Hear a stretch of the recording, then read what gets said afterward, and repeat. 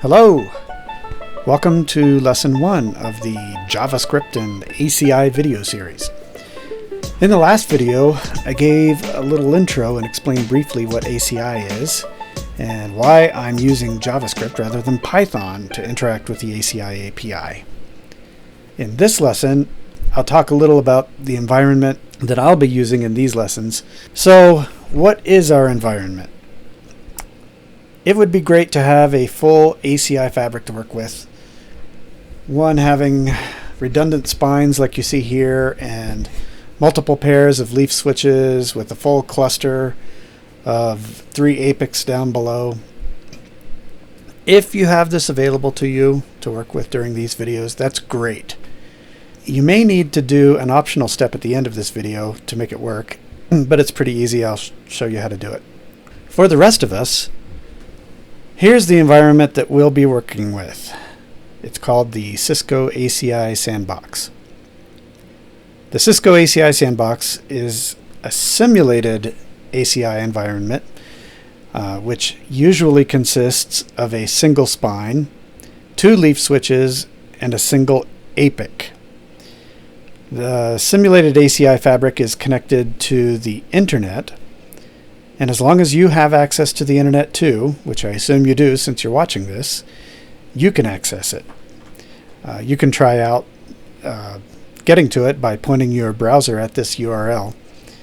The login credentials are username admin and password Cisco PSDT.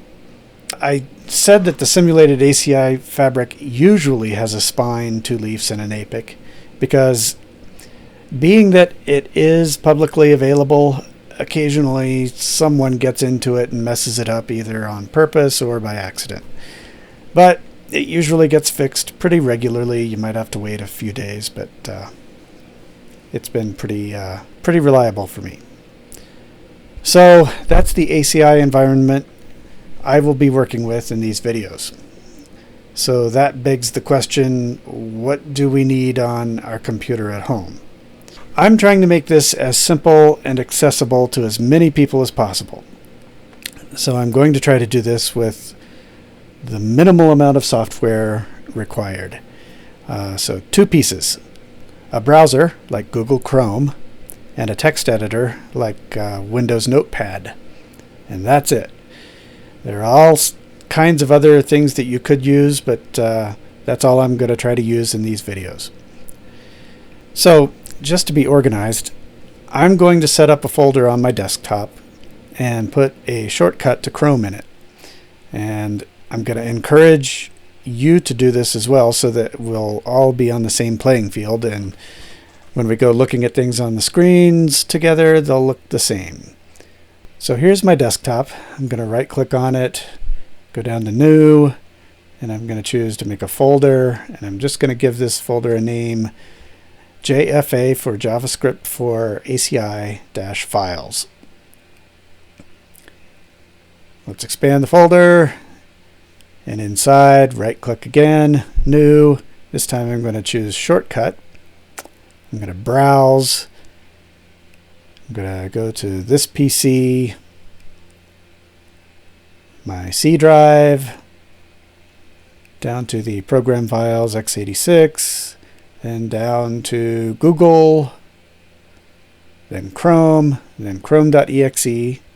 OK. Next. And I'm going to give it a name, JFA-Chrome. Finish. All right, so now we have a shortcut for Chrome to get to. Now, you'll need to do this. You'll need to go to Properties, and in the target, put a space, then -- disable-web-security, space -- user -data-dir equals quotation marks. I'm just going to put it in C:/JFA session quotation marks. And OK. Now what that does is it makes it so that you can do cross-origin scripting. And that's it for lesson 1. In the next lesson, we'll actually start typing. So, see you then.